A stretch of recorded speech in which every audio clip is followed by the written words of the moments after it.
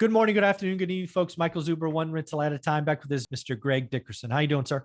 Doing great, Michael. Good to see you today. Nice to see you as well. So what I thought we would do here is we would just each of us talk about a couple of metrics that we are looking at that we follow that are almost like early indications that bad stuff is coming.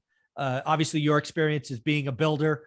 Mine is buying, residential rentals. So I think there's some pretty good metrics people should pay attention to that will be early indicators of pain ahead. What do you think?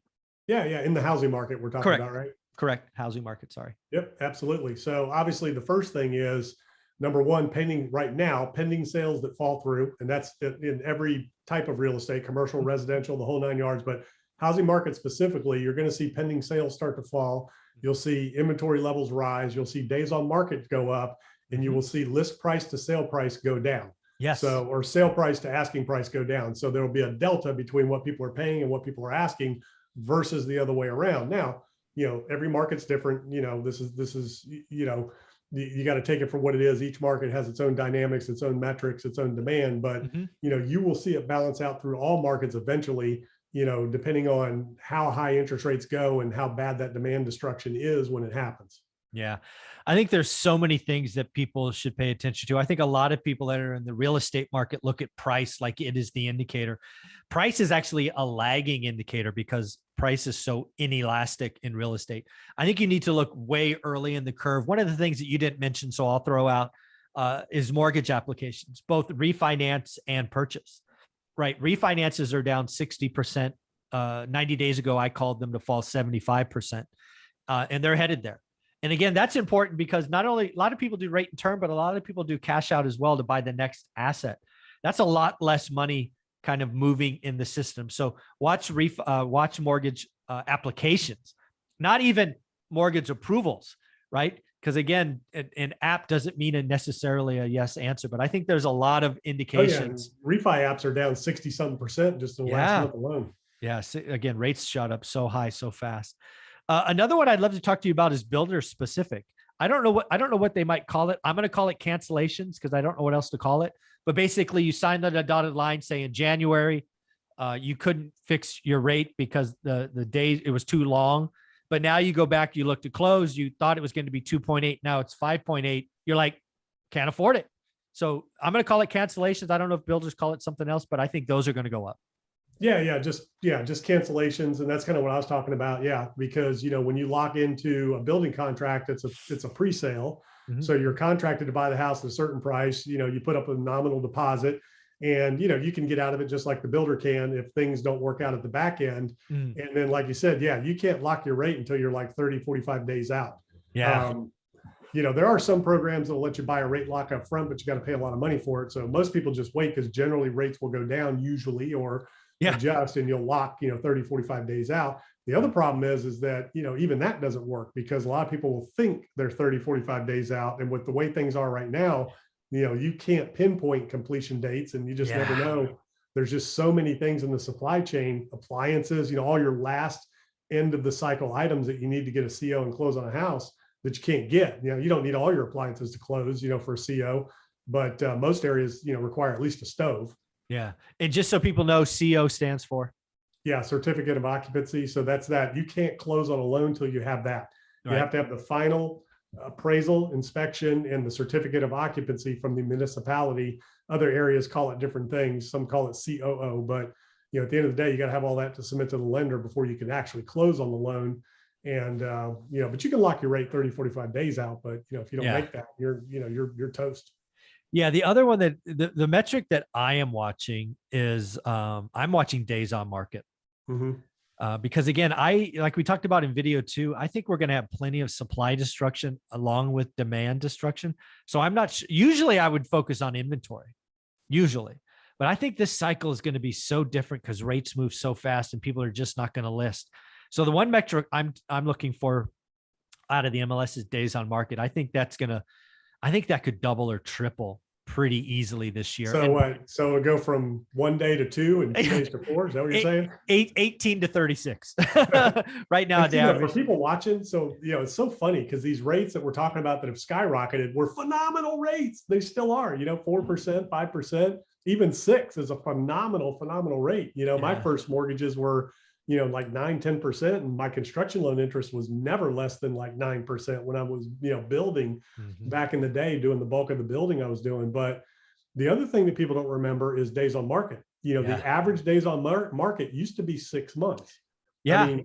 that was normal. If you sold in like 4 to 6 months, that was normal. That was good. And that was a Yeah. normal stock of housing. And then, it got down to 4, 3, 4 months. Then it Yeah. got down to 2, 3 months, and it was almost never less than 30 days. Very Oh rare. yeah. I don't even think, because again, I've been doing this a long time. Even in the wackiness of '06, it was still 30 some days. Yeah.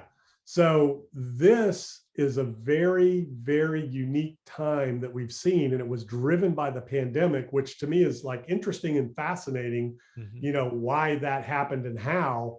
And, it's all about those inventory levels. So as days on markets go up, that gives more time for more stock to come on the market. So they'll kind of both go up at, Yeah. exponentially. But that's what I tell everybody, it's number one, it's, days on market, inventory levels, list price to sale price, Yeah. It's a good pending one. sales that fall out, all those types of things. And by the way, that's where you get opportunities, is Yes. in those pending sales that fall out, withdrawn listings that, don't sell, stuff like that. But back in 08, 09, that's where it started. It started with, days on market going up, and then you Yep. started to see listing signs popping up everywhere, and inventory levels went up. And, I've watched it go backwards, over the last several years, to inventory levels that are just, I mean, this is just nuts what we're seeing right now.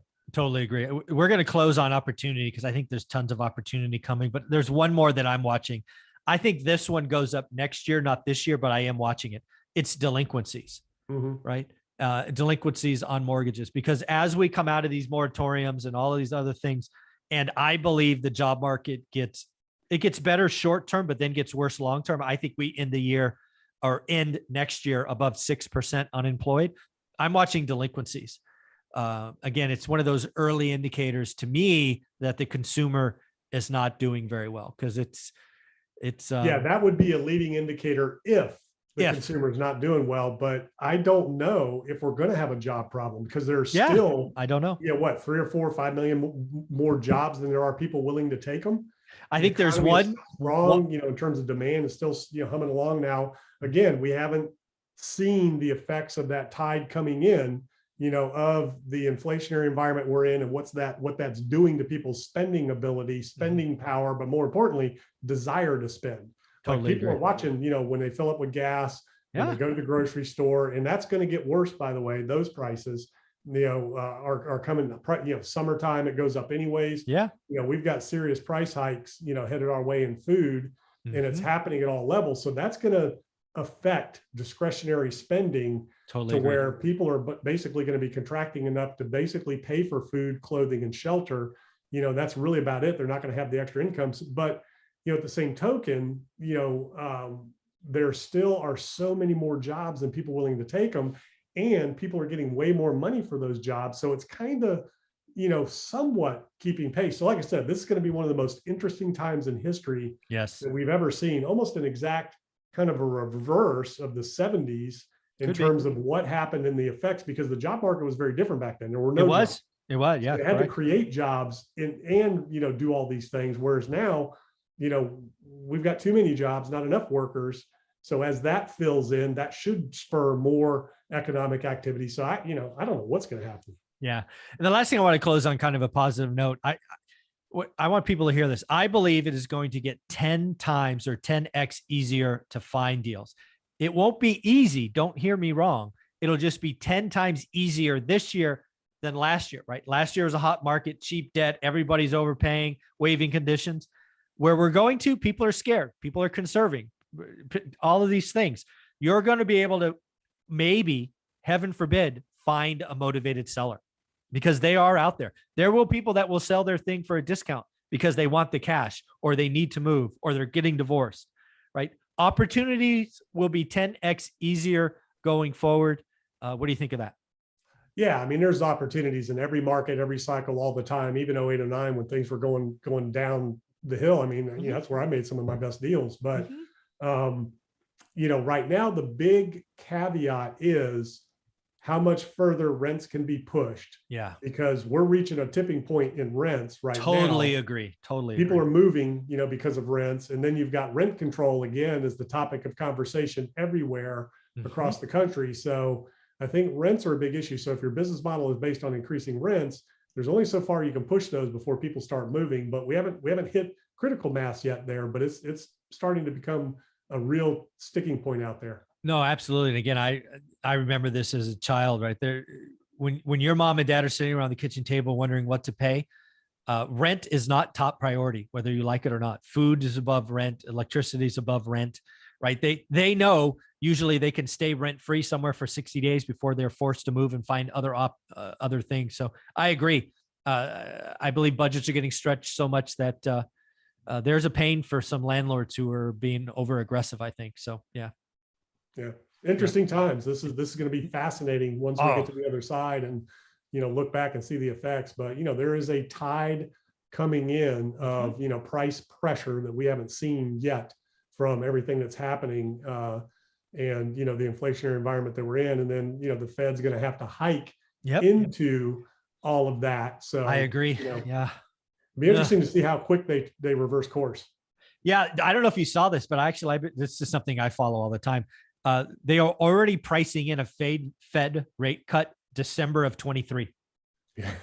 That's how fast at least some early bets are. I think That's another reason the markets are doing so well, right now, is because they really still haven't done anything. Yeah, They haven't taken any action yet, really. And two, they're all betting that they're just going to immediately reverse course as soon as the effects that we're talking about, start to happen. So we'll see how much resolve the Fed really has and what they're really up against. Absolutely. Well, do me a favor, Greg. How can people find you?